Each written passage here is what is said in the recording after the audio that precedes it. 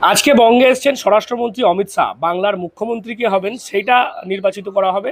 এবং দেখা যাচ্ছে সাধারণ মানুষের মধ্যেও প্রতিক্রিয়া আসছে যে তারা কাকে মুখ্যমন্ত্রী হিসাবে দেখতে চাইছেন। কিন্তু এই যে ফুরফুরা শরীফ, সেখান থেকেও একটা বড় আমরা দেখি বিষয় থাকে, সেখান থেকেও পীরজাদারা তারাও নানান ক্ষেত্রে একটা নির্ণায়ক ভূমিকা পালন করবে। তো সেক্ষেত্রে তহা সিদ্দিকী সাহেব কাকে মুখ্যমন্ত্রী হিসেবে চাইছেন, তিনি কি বলছেন, চলুন একবার তহা সিদ্দিকী সাহেবের কি মত রয়েছে এই বিষয় নিয়ে আবার তার সাথে কথা বলা যাক। মুখ্যমন্ত্রী হিসেবে আপনি কাকে দেখতে চাইছেন? শুভেন্দু অধিকারী, দিলীপ ঘোষ, শ্রমিক ভট্টাচার্য, ডক্টর সুকান্ত মজুমদার, নাকি অন্য কোনো? দেখেন, যদি মুখ্যমন্ত্রী হয় আমি তো আমার লোককে চাইবো।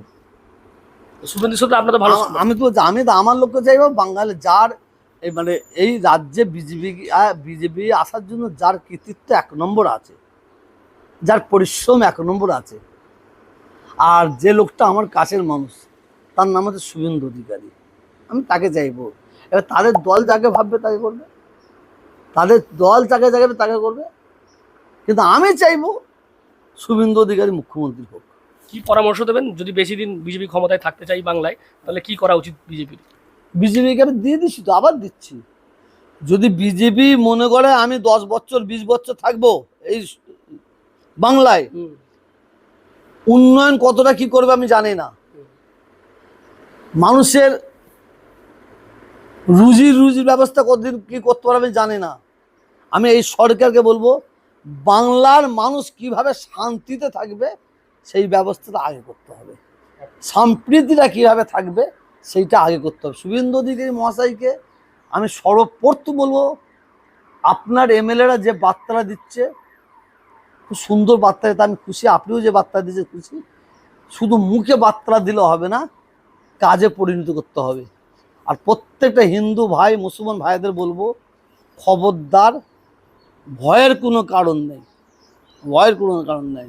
মুসলমান ভাইয়েরা মনে করছে বিজেপি চলে এসেছে তাহলে কি হবে, আমাদের সামনে কুরবানি গরুর গোশ খাওয়া হবে না, আমাদের মসজিদে আজান বন্ধ হয়ে যাবে, হ্যাঁ, আমাদের কি বলে রাস্তাঘাটে আমাদের মানে ধরে মারবে, আমাদের দাড়ি ছেড়ে দেবে, বাংলাদেশে পাঠিয়ে দেবে। না না, এটা এটা এটা এখানে হবে না। এটা বাংলা, এটা বাংলা।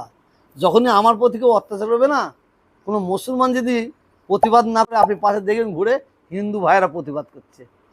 আর যদি কোনো হিন্দুদের প্রতি কেউ অত্যাচার করে, হিন্দু ভাই ঘুরে দেখবে ডান দিকে বাম দিকে যে প্রতিবাদে দাঁড়িয়ে গেছে মুসলমান ভাই। এটা সেই বাংলা। এই বাংলায় ওসব কিছু হবে না। তবে অন্য রাজ্য থেকে মানুষ এসে এই ধরনের ঘটিয়ে দিয়ে, অসৎ জিনিস ঘটিয়ে দিয়ে তারা বিজেপির বদনাম করার চক্রান্ত করতে পারে, হিন্দুদের বদনাম করার চক্রান্ত করতে পারে। হ্যাঁ, অবশ্যই। বাংলায় কোনোদিনই কোনো হিন্দু চায় না, কোনো হিন্দু কোনো মুসলমান চায় না কোনো মায়ের কোল খালি হোক, কোনো বোন বিধবা হোক, কোনো বাচ্চা অনাথ হোক, কোনো মন্দিরে আঘাত হোক, কোনো মসজিদে আঘাত হোক, কোনো মাদ্রাসায় আঘাত হোক, কোনো ধর্মগ্রন্থে আঘাত, কেউ কোনো মুসলিম কোনো হিন্দু কেউ চায় না, এ বাংলার কেউ চায় না। আর যদি কেউ, আমি বলছি, যদি কেউ হিন্দুদের মন্দিরে আঘাত করতে যায়, আপনি দেখবেন সেই হিন্দুদের মন্দির যখন কোনো মুসলমানরা দলবদ্ধভাবে আঘাত করতে যাবে, সেখানে কিন্তু মুসলমানরা দৌড়ে গিয়ে তার প্রতিবাদ করবে। আর মুসলমানের মসজিদে যখন কেউ হিন্দু আঘাত করতে আসবে, দেখবেন একদল হিন্দুরা তারা গিয়ে প্রতিবাদ, এই মুসলিমরা তার প্রতিবাদ করবে। এইটা হচ্ছে সেই কালচার। এখানে এখন একটা গুজব ছড়াচ্ছে, এই হয়ে গেছে, এই হয়ে গেছে, ওই হয়ে গেছে। এই ধরনের যারা কাজ করছে, বিজেপির এমএলএ তো তারা বক্তব্য রেখেছে, আমরা শুনেছি এবং এ কথাও বলেছে, রং দেখতে বারণ করেছে, কালার দেখতে বারণ করেছে, জাত দেখতে বারণ করেছে, প্রশাসনকে কঠোরভাবে মোকাবেলা করতে বলেছে। আর সবচেয়ে ভালো লেগেছে, আমার খুব ভালো লেগেছে, একজন বিজেপির এমএলএ জিতে, খুব ভালো মানুষ, ওইটা মনে হয় বর্ধমানের দিকে, উনি জিতে এসে বললেন, এই মুহূর্তে কিছু ব্যক্তি তারা নতুন বিজেপি সেরেছে, তারা বিজেপির ঝান্ডা নিয়ে মানুষের প্রতি অত্যাচার জুলুম করে দিয়ে, হিন্দু মুসলমানের মধ্যে ভেদাভেদ লাগিয়ে দিয়ে তারা বাংলাকে অশান্তি করার চক্রান্ত করছে। তিনি কঠোর মোকাবেলা করার জন্য বাংলার মানুষের কাছে অনুরোধ করেছে। আমিও বাংলার মানুষকে বলবো, যেখানে যেখানে হিন্দু মুসলমান যদি কেউ লড়াই লাগাবার চিন্তা করে, আমার হিন্দু মুসলমান একে অপরের কাঁধে হাত দিয়ে তাদের প্রতিবাদ করতে হবে। কিন্তু যারা এখনো পর্যন্ত আতঙ্ক রয়েছে যে বিজেপি ক্ষমতায় এসে গেছে, এবার অত্যাচার হবে, তাদের কিসের আতঙ্ক? অনেকে একটা সোশ্যাল মিডিয়ায় পোস্ট করছে দেখছি। ও তাহলে এক কাজ করতে হবে, যারা আতঙ্ক আছে তাদের হিজড়িদের মতন হাতে চুরি বেঁধে ঘরে বসে থাকতে বলেন, ঘরে বসে থাকতে বলেন। আমি বারেবার বলছি তো, এটা বাংলা, আতঙ্কের কি আছে? কিসের আতঙ্ক? এই এই ভারতবর্ষের মাটি এক মুঠো যদি হিন্দু ভাইদের অধিকার নিবার থাকে, আমার মুসলমান ভাইয়ের আমাদেরও অধিকার আছে, আতঙ্কে কিসের?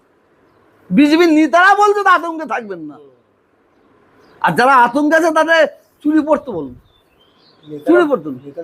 আমরা সম্প্রীতির হিন্দু, সম্প্রীতির মুসলমান, বাঘের মতন জেগে আছি, জেগে থাকবো। আমাদের দিকে যদি কেউ আঙুল নিয়ে আসে, সে আঙুল কিন্তু সিধে থাকবে না, আঙুল বেঁকে যাবে।